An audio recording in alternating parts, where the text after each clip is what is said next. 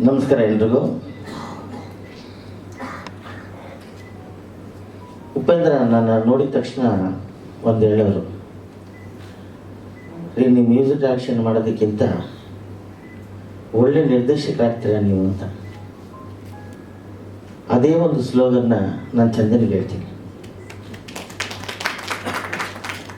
ಯಾಕೆಂದರೆ ನಾನು ಸ್ಪಾಟಲ್ಲಿ ನೋಡಿದ್ದೀನಿ.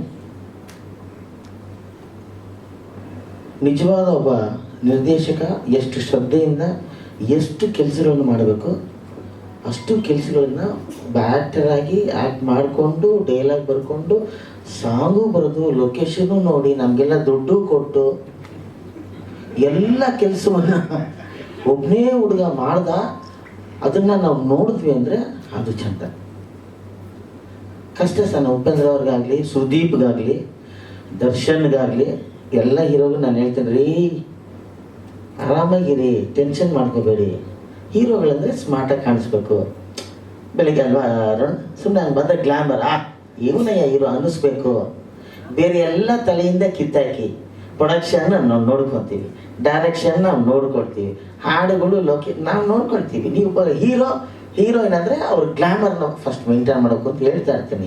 ಚಂದನಿಗೂ ಈ ಮಾತನ್ನ ನಾನು ಹೇಳಿದೆ ಅಲ್ಲೇ, ಯಾಕಿಷ್ಟು ಇದಂತ. ಬಟ್ ಅವರು ಒಳಗೆ ಒಬ್ಬ ನಿಜವಾದ ನಿರ್ದೇಶಕ ಇದ್ದಾನೆ. ಇದನ್ನು ಬರೀಲೇಬೇಕು ಅನ್ನವ ನಮ್ಮ ಪ್ರೆಸ್ನವರು ಮತ್ತು ಮೀಡಿಯಾದವರು ಭಾಳ ಎಷ್ಟು ಚೆನ್ನಾಗಿ. ನಾನು ಸಾಮಾನ್ಯವಾಗಿ ಎಲ್ಲ ವೇದಿಕೆ ಮೇಲೆ ಕರೆದರೂ ಬರಲ್ಲ, ಕೈ ಕೊಡ್ತಾ ಇರ್ತೀನಿ.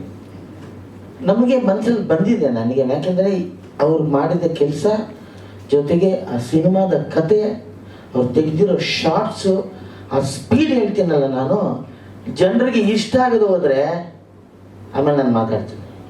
ನಮಗೆ ಫಸ್ಟ್ ಇಲ್ಲಿ ಬರ್ತೀನಿ, ಬಂದ್ಬಿಡುತ್ತೆ. ಅಂಥ ಒಂದು ಅದ್ಭುತವಾದ ಸಿನಿಮಾ, ಜೊತೆಗೆ 2 ಹೀರೋಯಿನು. ನಿಮ್ಮ ಮದುವೆ ಆಗೋಯ್ತಾ?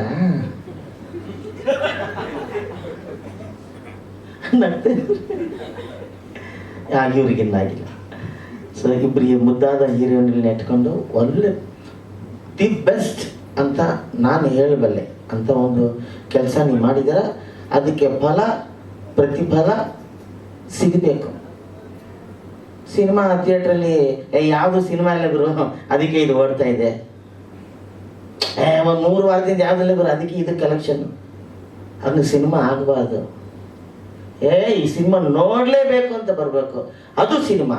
ಆ ಸಿನಿಮಾ ಇದಾಗಲಿ ಅಂತ ನಾನು ಹಾರೈಸ್ತೀನಿ.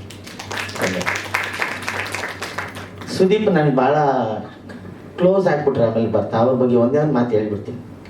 ಅವ್ರ ವಾಯ್ಸ್ ಅಂತ ನಾವು ಮ್ಯಾಚ್ ಮಾಡೋಕ್ಕಾಗಲ್ಲ, ಹೈಟು ಮ್ಯಾಚ್ ಮಾಡೋಕ್ಕಾಗಲ್ಲ. ಆದರೂ ಸುದೀಪ್ ಜೊತೆ ಬೇಕಾದ ಸಿನಿಮಾ ಮಾಡ್ಬಿಟ್ಟಿದ್ದೀನಿ. ಆ್ಯಕ್ಚುಲಿ ಅವ್ರು ನನ್ನ ಫ್ಯಾನು.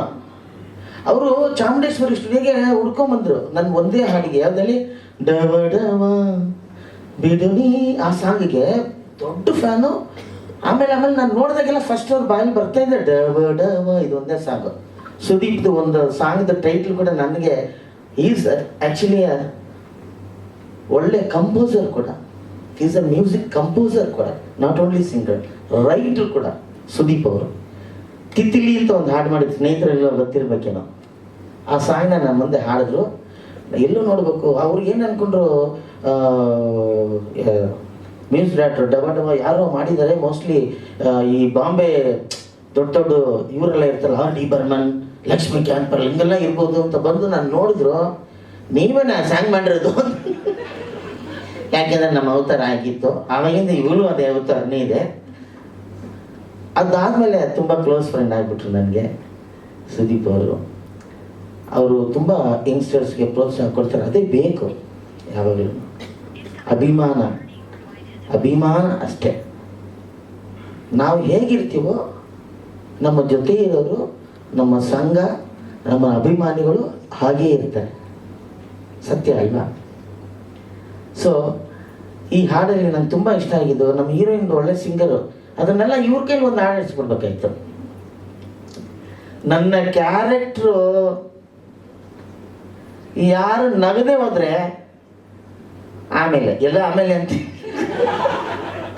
ನಗಲೇಬೇಕು. ನಾನು ಥಿಯೇಟ್ರಲ್ಲಿ ಸುಮಾರು 2 ಡೈಲಾಗ್ ಹೇಳಿದ್ರು ಕೂಡ ತುಂಬ ಇಷ್ಟಪಡ್ತಾರೆ ಎಲ್ಲರೂ. ಆದರೆ ಈ ಸಿನಿಮಾದಲ್ಲಿ ನನ್ನನ್ನು ಬೇರೆ ಒಂದು ಕಲರಲ್ಲಿ ತೋರಿಸಿದಂಥ ಒಬ್ಬ ನಿರ್ದೇಶಕ, ಒಬ್ಬ ಹೊಸ ನಿರ್ದೇಶಕ ಅಂದರೆ ಅದು ಚಂದನೆ. ಬೇರೆ ಕ್ಯಾರೆಕ್ಟರ್ ನಮಗೆ ನನ್ನ ಮಗ ಹೇಳ್ತಿರ್ತಾನೆ, ಏನಪ್ಪ ಎಲ್ಲ ಸಿನಿಮಾಲಿ ಒಂದೇ ಥರ ಮಾಡಬೇಡಪ್ಪ, ನೀನು ಬೇರೆ ಥರ ನೀನು ಪರ್ಫಾರ್ಮ್ ಮಾಡಪ್ಪ ಅಂತ. ಪರ್ಫಾರ್ಮ್ ಮಾಡೋದಲ್ಲ, ಪರ್ಫಾರ್ಮ್ ಮಾಡೋದಕ್ಕೆ ಅವರು ಕೆಲಸ ತಗೋಬೇಕು. ಡೈರೆಕ್ಟ್ರು ಡೈಲಾಗ್ ತಗೊಂಬಂದಾಗ ಓರಿರಿ ಕೊಡ್ರಿ ಅಂತ ನಾವೇ ಬರೆಯೋ ಥರ ಆಗ್ಬಾರ್ದು. ಕಲಾವಿದರು ಏನೇ ಆಗ್ಬಾರ್ದು ಒಂದು ಡೈಲಾಗು, ಏನ್ರಿ ಸೀನು, ನಾನು ಇದನ್ನ ಬಿಟ್ಟು ಒಂದು ಡೈಲಾಗು ಬೇರೆ ಹೇಳಲ್ಲ ಅಂತ ಹೇಳಬೇಕು. ಅದು ಈ ಸಿನಿಮಾದಲ್ಲಿ ಆಗಿದೆ. ಹೌದು ಇವ್ರ ನಮಗೆ ಸಕ್ಕದಾಗಿದೆ, ಇದನ್ನ ಇನ್ನೂ ಚೇಂಜ್ ಮಾಡಿದ್ರೆ ನಮ್ಮ ಕ್ಯಾರೆಕ್ಟರ್ ಹಾಳಾಗಿ ಹೋಗುತ್ತೆ ಅಂತ ಗಿರಿ ಏನು ಮಾಡಿ ಅವ್ರು ಏನು ಹೇಳಿದ್ರು, ಸರಿ ಸರ್ ಮಾಡ್ತೀನಿ ಸರ್, ಅದೇ ರಿಯಾಕ್ಷನ್ ನೋಡಿಬೇಕು ಅಂದರೆ ಅಷ್ಟು ಅದ್ಭುತವಾಗಿ ಕೆಲಸ ತೊಗೊಂಡಿದ್ದಾರೆ ಚಂದನ್. ನಂಗೆ ತುಂಬ ಇಷ್ಟ ಆಯಿತು. ಎಲ್ಲರ ಪ್ರೋತ್ಸಾಹ ಬೇಕೇ ಬೇಕು ಸರ್. ನಾನು ಅದಕ್ಕೆ ಒಂದೇ ಒಂದು ಮಾತು ಹೇಳಿದ್ದೆ, ಸಿನಿಮಾದಲ್ಲಿ ಯಾವ ಥಿಯೇಟ್ರಲ್ಲಿ ಸಿನಿಮಾ ಇಲ್ಲ ಅಂತ. ಸಿನಿಮಾಗಳು ನಮ್ಮ ಕನ್ನಡ ಸಿನಿಮಾ ಓಡೋಂಗೆ ಆಗಬಾರ್ದು. ಬಂಗಾರದ ಮನುಷ್ಯ ನೋಡಲೇಬೇಕು ಅಲ್ವಾ, ಬಂಧನ ನೋಡಲೇಬೇಕು. ಹೆಂಗಿತ್ತು ನಮ್ಮ ಇಂಡಸ್ಟ್ರಿ, ಹಂಗೆ ಆಗಬೇಕು. ಅದಕ್ಕೆ ಈ ಥರ ಒಳ್ಳೊಳ್ಳೆ ಸಿನಿಮಾಗಳು, ಸ್ಪೀಡ್ ಸಿನಿಮಾಗಳು. ಗಿರಿ ಸಕ್ಕದಾಗಿ ಸಾಟ್ಕೊತಿದ್ಯಾ ಗಿರಿ ಭಾಳ ನ್ಯಾಚುರಲ್ ಆ್ಯಕ್ಟ್ರು. ನಿಜ ಹೇಳ್ತೀನಿ, ನಾವೆಲ್ಲ ಆ್ಯಕ್ಟ್ ಮಾಡ್ತೀವಿ, ನೀನು ಆ್ಯಕ್ಟ್ ಮಾಡಲ್ಲ. ನೀನು ಅದ್ಭುತವಾದ ಕಲಾವಿದ. ಅದರಿಂದ ಅವರಿಬ್ಬರು ಕರೆಕ್ಟಾಗಿ ಮ್ಯಾಚ್ ಆಗಿದ್ದಾರೆ. ಜಾಸ್ತಿ ಮಾತಾಡ್ತಾ ಇದ್ದೀನಿ ಅನಿಸುತ್ತೆ. ತುಂಬ ತುಂಬ ಧನ್ಯವಾದಗಳು. ನಿಜವಾಗ್ಲೂ ನಮಗೆ ಮುಂಚೆಯಿಂದ ಉಳಿದಿದ್ದು ಒಂದೇ, ಪ್ರೆಸ್ ಮೀಡಿಯಾ. ದಯವಿಟ್ಟು ಸರ್ ನಾನು ಹೇಳ್ತೀನಿ, ಒಂದ್ಸಲಿ ಸಿನಿಮಾ ತೋರಿಸಿ. ನೀವು ರಿಲೀಸ್ ಮಾಡೋಕ್ಕೆ ಮುಂಚೆ ಇದು ಏನೋ ಪ್ರೀಮಿಯರ್ ಶೋನ ಏನೋ ಆಗ್ತಾರಲ್ಲ, ಅದು ಹಾಕ್ಬೇಡಿ. ಬರೀ ಪ್ರೆಸ್ನವ್ರಿಗೆ, ಮೀಡಿಯಾದವ್ರಿಗೆ ನೀವು ದಯವಿಟ್ಟು ಸಿನಿಮಾ ತೋರಿಸಿ. ಪ್ರೀಮಿಯರ್ ಶೋ ಹಾಕೋದು, ಕಲಾವಿದರನ್ನ ಕರೆಯೋದೆಲ್ಲ ಬೇರೆ.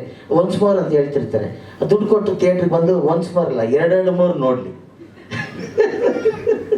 ಅದರಿಂದ ನಿಮ್ಮ ಎಲ್ಲ ಪ್ರೋತ್ಸಾಹ ಅವ್ರಿಗೆ ಬೇಕೇ ಬೇಕು.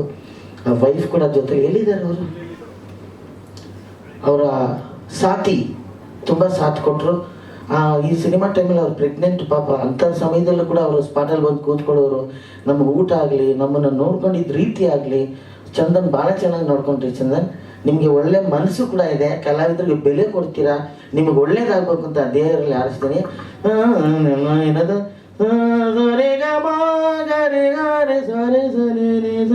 ಯಾವ ಹಾಡಿದು?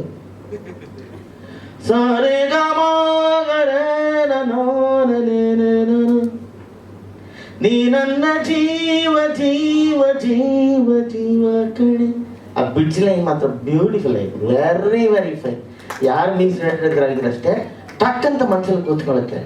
ಅದರಿಂದ ಈ ಹಾಡು, ಎಲ್ಲ ಹಾಡುಗಳು ಚೆನ್ನಾಗಿದೆ. ಈ ಸಿನಿಮಾ ಹಿಟ್ ಆಗಬೇಕು ಅನ್ನೋಕ್ಕೋಸ್ಕರ ಇಷ್ಟೊಂದು ಮಾತಾಡ್ಬಿಟ್ಟೆ ಅನ್ಸುತ್ತೆ. ದಯವಿಟ್ಟು ಕ್ಷಮಿಸಿ. ಎಲ್ರಿಗೂ ನನ್ನ ನಮಸ್ಕಾರಗಳು. ಚಂದನ್ಗೆ, ಈ ಸಿನಿಮಾ ಟೀಮ್ಗೆ, ಈ ಪ್ರೊಡಕ್ಷನ್ಗೆ, ಅವ್ರು ಪಟ್ಟಿರೋ ಕಷ್ಟಕ್ಕೆ ನಿಮ್ಮ ಪ್ರೋತ್ಸಾಹ ಇರಲಿ ಅಂತ ಕೇಳ್ಕೊಂತ ನಮಸ್ಕಾರ. Thank you so much Sadhu Kokila sir. ನಿಮ್ಮ ಮಾತು, ಹಾಡು, ನೀವು ಮ್ಯೂಸಿಷಿಯನ್ಸ್ಗೆ ಕೊಟ್ಟಂತಹ appreciation, thank you so much once again. ಇದೀಗ ನಮ್ಮ ಸಿನಿಮಾದಲ್ಲಿ ದೊಡ್ಡ ತಾರಾಗಣವೇ ಇದೆ. ಅವಿನಾಶ್ ಸರ್ ಇದ್ದಾರೆ, ರಂಗಾಯಣ ರಘು ಸರ್ ಇದ್ದಾರೆ, ಅದೇ ರೀತಿಯಾಗಿ ಶ್ರುತಿ ಮ್ಯಾಮ್ ಇದ್ದಾರೆ. ಇವರೆಲ್ಲರ ಜೊತೆಗೆ ನಮ್ಮ ಮತ್ತೊಬ್ರು ಹೆಮ್ಮೆಯ ಕಲಾವಿದರು ಮೂಗು ಸುರೇಶ್ ಸರ್ ಕೂಡ ಇದ್ದಾರೆ. ಸರ್ ದಯವಿಟ್ಟು ವೇದಿಕೆಗೆ ಬರಬೇಕು.